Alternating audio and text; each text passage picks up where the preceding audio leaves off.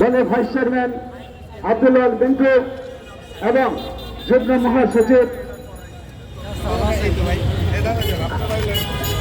এডি সহ সদস্যের নেতৃবৃন্দ, বন্ধুরা আমার, আমি বক্তব্য দীর্ঘায়িত করব না।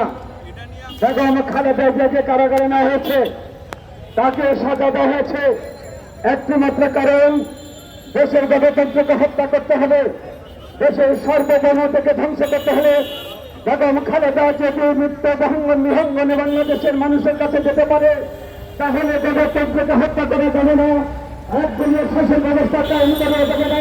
তাই বাংলাদেশের গণতন্ত্রের একদলীয় শাসন ব্যবস্থাকে বসে রাখার জন্য এই সেক্রেটারি সরকার বেগম খালেদা জিয়াকে কারাগারে নিয়ে মৃত্যুর মুখোমুখি করা হয়েছে।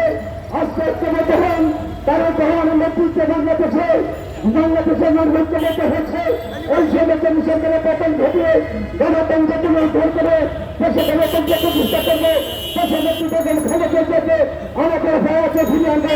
আপনাদের সবাইকে ধন্যবাদ।